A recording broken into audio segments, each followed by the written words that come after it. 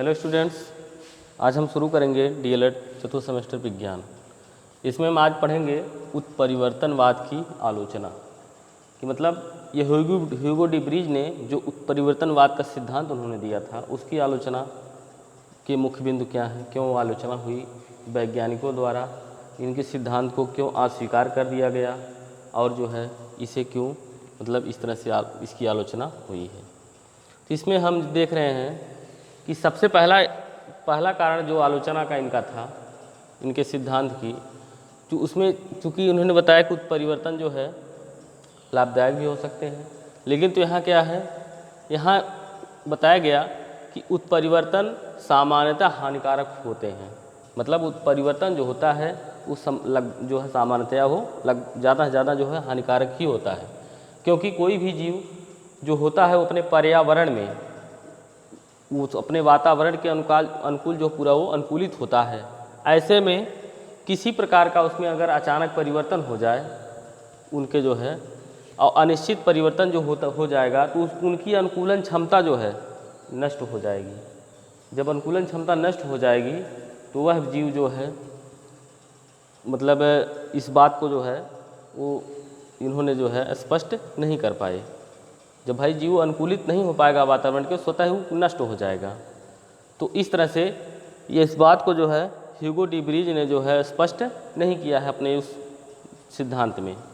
दूसरे कारण जो है आलोचना का क्या था इनके, दूसरा इनकी आलोचना का कारण जो है उन्होंने वैज्ञानिकों ने दिया जो इवनिंग प्रिमरोज नाम का पौधा, जिस पर इन्होंने अपना उत्परिवर्तनवाद का सिद्धांत इन्होंने दिया, इन्होंने जो 7 उपजातियों को प्राथमिक जातियों के रूप में उन्होंने जो लिया है वे जो हैं, और उनमें जो उन्होंने बताया कि जो उत्परिवर्तन के कारण मतलब वो जातियां जो अलग अलग हैं, उन्होंने बताया कि ये जातियां जो हैं उत्परिवर्तन के कारण अलग अलग हैं।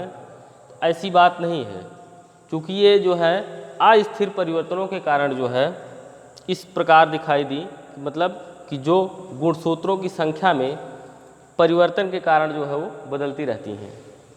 और यह बताया गया कि यह इवनिंग प्रिमरोज जो पौधा ये एक अस्थिर संकर जात का पौधा है। तो यहाँ ये भी है कि इवनिंग प्रिमरोज की जो इन्होंने 7 उपजातियों को प्राथमिक जातियों के रूप में प्रस्तुत किया, मतलब इन्होंने बताया कि 7 ये प्राथमिक जातियाँ हैं, लेकिन वो थी क्या, जो है 7 उपजातियाँ थीं जिनको इन्होंने प्राथमिक जाति के रूप में प्रस्तुत किया।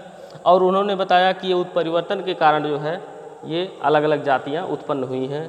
इस तरह से जो है इनका सिद्धांत, यहाँ जो है इनके सिद्धांत को जो है लोगों ने इनका विरोध किया। अगला है प्रकृति में जो पाई जाने वाली संयोग जातियाँ हैं। प्रकृति में जो संयोग जातियाँ पाई जाती हैं इनके बारे में इन्होंने कोई भी जो है सिद्धांत में कोई भी स्पष्टीकरण नहीं दिया है।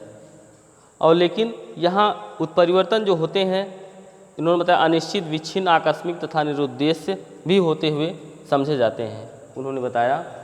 तो इस तरह से इन्होंने जो है इस पर कोई जिक्र नहीं किया है, इस बारे में उन्होंने कोई सिद्धांत नहीं दिया है कि प्रकृति में पाई जाने वाली जो संयोग जातियाँ हैं इन बारे में उन्होंने अपना कोई मत नहीं दिया है, कोई सिद्धांत नहीं दिया है।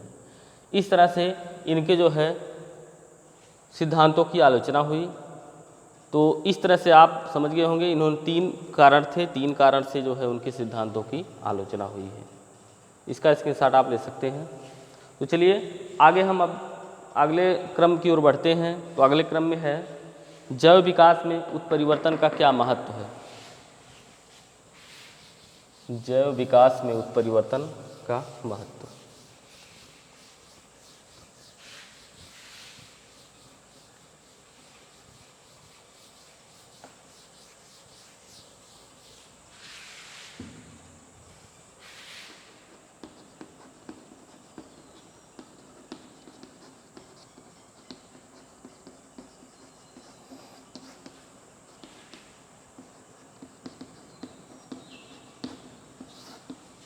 हम अब आगे देखेंगे इसमें कि जैव विकास में उत्परिवर्तन का क्या महत्व है।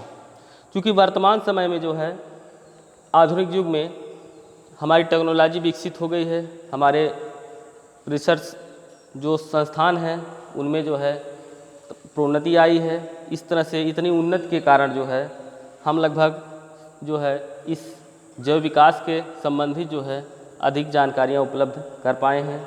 और इस तरह से यहाँ वर्तमान में इस समय यह स्पष्ट हुआ है कि जीवों में कोई भी लक्षण है जो उसका लक्षण विशेष का जो नियंत्रण होता है वह जीन और गुणसूत्रों में जो है इसी के द्वारा ही होता है, क्योंकि गुणसूत्रों में उनकी संख्या में जो है कमी और अधिकता जो है उत्परिवर्तन का कारण बनती है। और जीन की संरचना में अगर कोई जो है उसमें कोई संरचना उसकी व्यवस्था में कोई गड़बड़ी आती है तो भी जो उत्परिवर्तन होता है।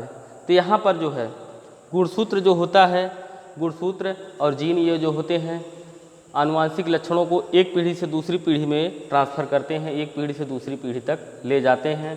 तो यहाँ जो है मुख्य रूप से जो है उत्परिवर्तन का मेन जो है सिस्टम आपका है जीन और गुणसूत्र ही माना गया है, इसी के द्वारा ही उत्परिवर्तन होता है। और उत्परिवर्तनों की ये वंशागत जो होती है हमेशा होती रहती है। ये कोई ज़रूरी नहीं है कि उत्परिवर्तन जो है मतलब ये हानिकारक ही हो या इस तरह से कोई हो। तो यहाँ पर जो है ये आपका ये उत्परिवर्तन का महत्व था कि उत्परिवर्तन का जो है क्या महत्व है हमारे इस जीवन में। तो इस तरह से आपका जो है ये समाप्त हुआ। अब आगे कल के वीडियो में आपको पारिस्थितिक तंत्र पढ़ाएंगे।